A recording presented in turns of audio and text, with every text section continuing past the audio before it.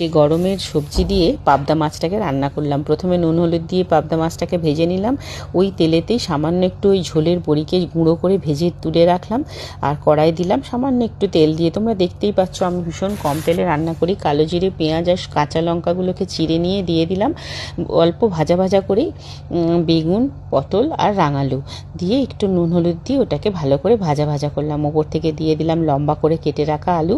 এটা কিন্তু একটা এক্সপেরিমেন্টাল রান্না। পাবদা মাছ এত সবজি দিয়ে রান্না করছি, তোমাদের হয়তো মনে হতে পারে কেমন, আমিও কিন্তু কোনোদিন এইভাবে রান্না করিনি। আমার চ্যানেলে কত রকমভাবে তোমরা পাবদা মাছ দেখেছো বলো, তো আজকে ভাবলাম ওই পাবদা মাছগুলো হয়ে গেছে অন্যরকম, এবার একটু সবজি দিয়ে কিছু করে দেখি।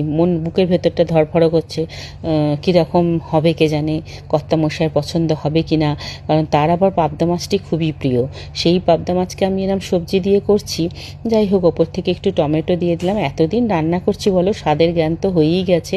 ভাবছিলাম খারাপ খেতে হবে না, ভালোই হবে। বিশ্বাস করবে না, টমেটো বড়িটা দিয়ে নাড়াচাড়া করতে করতে সামান্য চিনিও দিয়ে দিলাম, যেটা বলছিলাম। বিশ্বাস করবে না, এত ভালো টেস্ট হয়েছিল সবজি দিয়ে করার পর। ওই যে চিনিটা দিলে না সবজিটাও নরম হয়। আর ঘটির মেয়ে, বুঝতে পারছো তো, একটু চিনি না দিলে যেন যতই মনে হয় যেন তরকারিটা ভালো টেস্ট হয়নি। আর ঘটির মেয়ে বলেই নয়, অ্যাকচুয়ালি সবজিটা কিন্তু একটু বেশ মজাও ভালো। যাই হোক, আলুগুলো সিদ্ধ হয়ে গেছে, সবজি সিদ্ধ হয়ে গেছে। এই অবস্থায় বেশি জল রাখিনি, জানো তো, দিয়ে এই মাছগুলো দিয়ে একটু ফুটিয়ে নামিয়ে নিয়েছিলাম। অপূর্ব খেতে হয়েছিল, তোমরা অবশ্যই ট্রাই করো।